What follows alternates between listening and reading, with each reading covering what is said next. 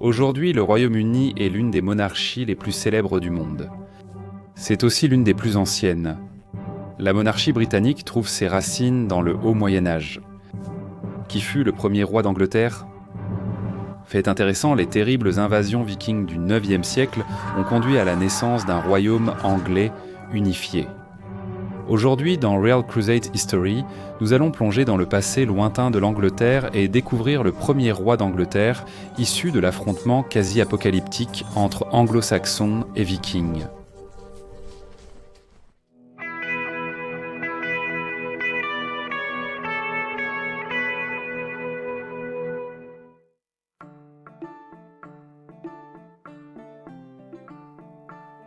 Au début du IXe siècle, rien ne laissait présager que la région aujourd'hui appelée Angleterre deviendrait un jour un royaume unifié.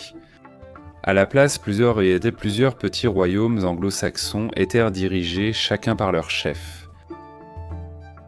Cependant, avec le début de l'ère viking, des navires scandinaves, principalement venus de l'actuel Danemark, commencèrent à apparaître le long des côtes anglaises, infligeant des raids dévastateurs aux populations locales.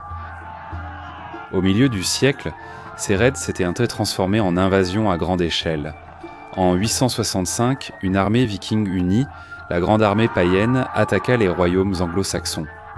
En 10 ans, presque tous les anciens royaumes anglo-saxons étaient tombés, la Northumbrie en 867, l'Est-Anglie en 869 et la majeure partie de la Mercie entre 874 et 877. Tous ces territoires, connus sous le nom de Danelau, région sous la loi des Danois, allaient être gouvernés par les Vikings. Seul le royaume de Wessex, dirigé par Alfred le Grand, survécut. Cependant, les Vikings menaçaient également le Wessex, et il semblait que le Wessex tomberait lui aussi bientôt aux mains des envahisseurs danois. Alfred le Grand et sa dynastie furent les derniers défenseurs de l'Angleterre anglo-saxonne.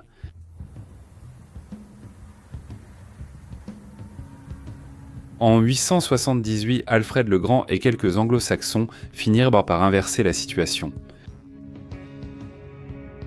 Depuis leur forteresse d'Athelney dans les marais du Somerset, ils attaquèrent et vainquirent les Vikings à Eddington.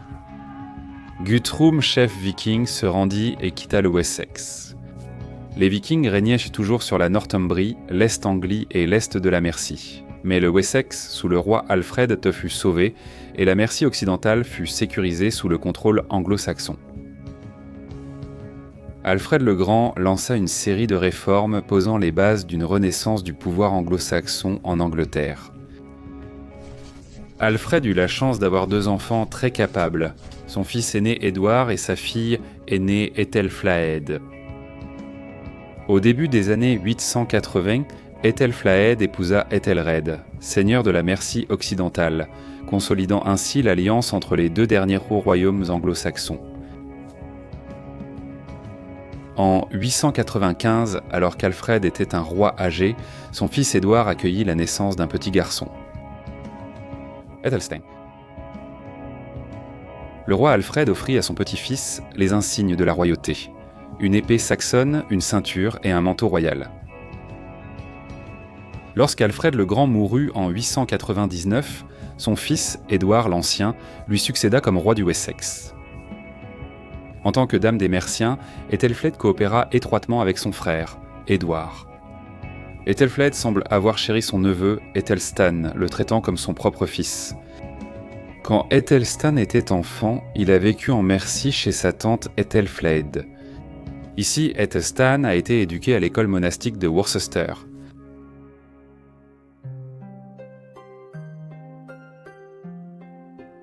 Æthelstan savait lire et écrire enfant, élevé avec la poésie anglo-saxonne qui inspira son grand-père.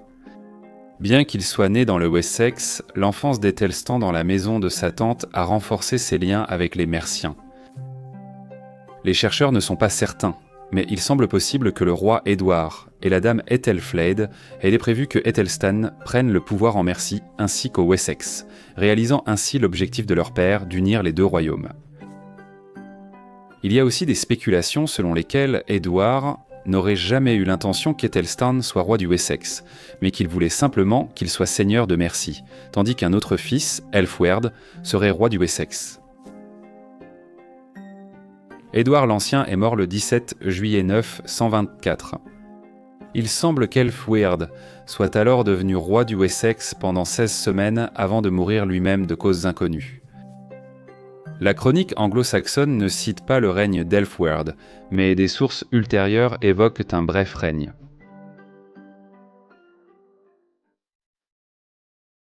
Après la mort de son père, Æthelstan devint rapidement souverain de la Mercie et du Wessex. Il a peut-être rencontré de la résistance de hauts dignitaires du Wessex. Là encore, les chercheurs en sont certains. Son frère l'Étheling Édouin aurait tenté de l'assassiner à Winchester. En 925, Æthelstan devient roi du Wessex. Il a été couronné en septembre à Kingston-upon-Thames, frontière symbolique entre la Mercie et le Wessex.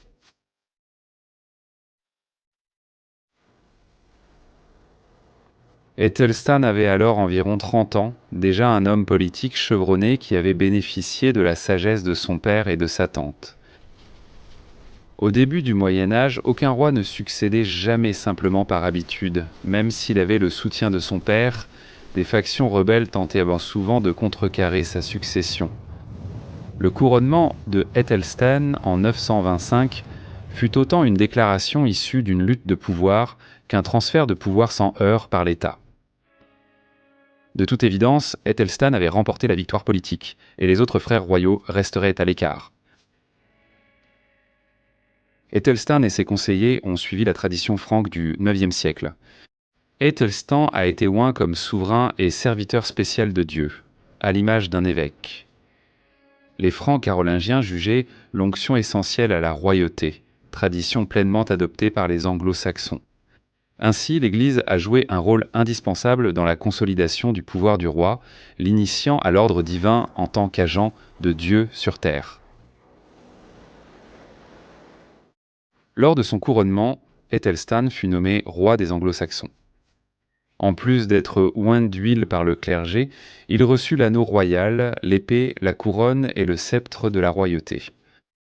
Devant les nobles et les membres du clergé réunis, il fit un triple vœu: maintenir la paix parmi son peuple, interdire le vol et les méfaits de la part de tous, quel que soit leur rang, et promouvoir la justice et la miséricorde par le respect de la loi. Ce n'était pas de simples platitudes, mais des réponses aux préoccupations majeures de la société anglo-saxonne du Xe siècle. Ceux qui détiennent le pouvoir et l'énergie ne doivent pas simplement être autorisés à s'en prendre aux faibles et aux vulnérables. Le roi devait garantir la primauté de la loi, non la domination par la force. À cette époque, comme souvent, le chaos sans loi n'était jamais loin sous la surface. En symbole de son rôle, et en effet de son humilité, le roi libéra alors un esclave et sa famille. C'était une tradition ancienne pratiquée par de nombreux rois du Haut Moyen Âge.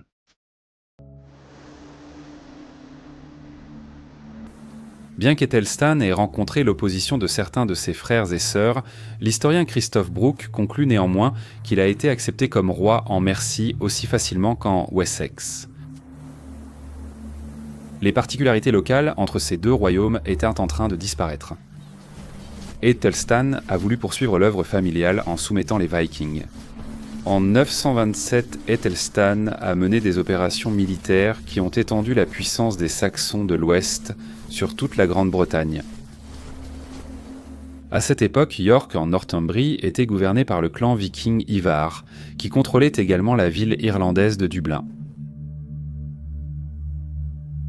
En 927, Æthelstan a envahi la Northumbrie, démoli les forts vikings et pris le contrôle de York au chef Olaf du clan Ivar. Ce fut un triomphe spectaculaire. Grâce au butin pris, Æthelstan a enrichi son armée. Pour la première fois, un roi de la maison de Wessex contrôlait York. Ainsi, Constantin, deux rois d'Écosse, et Owen, roi de Strathclyde, se sont soumis à la suzeraineté d'Æthelstan. En 928, Æthelstan a soumis les 5 rois du pays de Galles. Les monnaies frappées sous Æthelstan portent l'inscription Rex Totius Britannia. roi de toute la Bretagne. À Pâques 928, Æthelstan siégeait en gloire sur son trône à Exeter. Il avait anéanti tous ses ennemis et accompli la soumission de toute l'île. Selon David Wood, il fut l'homme le plus puissant à régner en Grande-Bretagne depuis les Romains. La renommée d'Æthelstan se répandit dans toute la chrétienté et des ambassadeurs arrivèrent au rang de royaumes étrangers, apportant des cadeaux et demandant des alliances matrimoniales avec ses sœurs. Othon le Grand d'Allemagne échangea des livres avec Æthelstan, et finalement Othon lui-même épousa une princesse saxonne de l'Ouest, Édith d'Angleterre.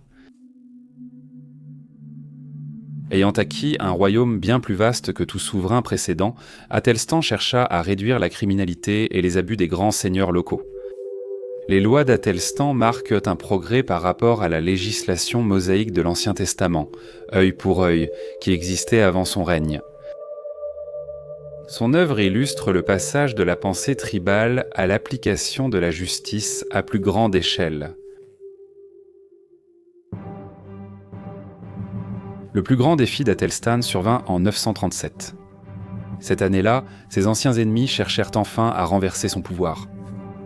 Constantin, deux rois d'Écosse, forma une alliance avec le viking Olaf du clan Ivar et Owen, roi du royaume gallophone de Strathclyde dans le sud-ouest de l'Écosse. Olaf, à la tête d'une armée de vikings venus d'Irlande et de Northumbrie, attaqua la Mercie, laissant derrière lui une terrible destruction. En 937, Æthelstan et son frère Édmond réagirent. Ils formèrent une grande armée et avancèrent vers le nord. Les Anglo-Saxons affrontèrent en l'armée de coalition viking écossaise-galloise d'Olaf et de Constantin à Brunanburh. Ici se déroula l'une des batailles les plus marquantes des îles britanniques. Les deux armées se firent face et avancèrent en formation de murs de boucliers, selon le style d'infanterie de l'époque. Les combats assez rapprochés durèrent toute la journée. Les Anglo-Saxons subirent entre eux de lourdes pertes, mais finalement, la coalition du nord d'Olaf fut détruite.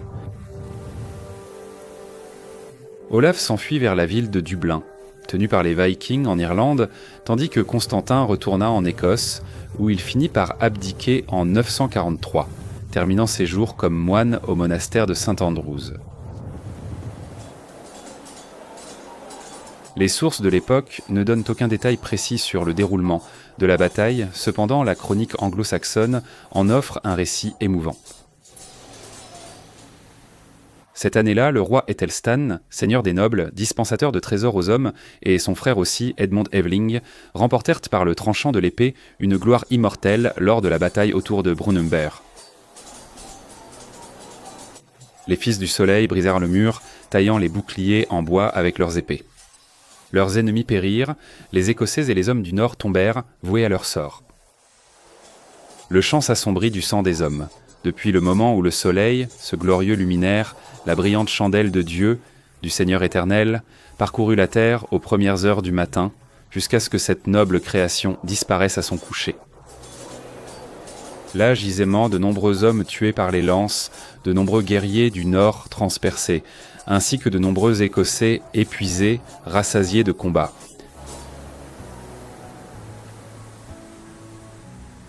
La bataille de Brunanburh fut l'événement marquant du règne d'Æthelstan.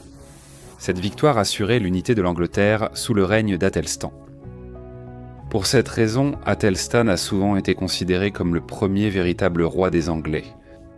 Des siècles plus tard, Guillaume de Malmesbury écrivit « Mabambranson Pidar, Ouiji ».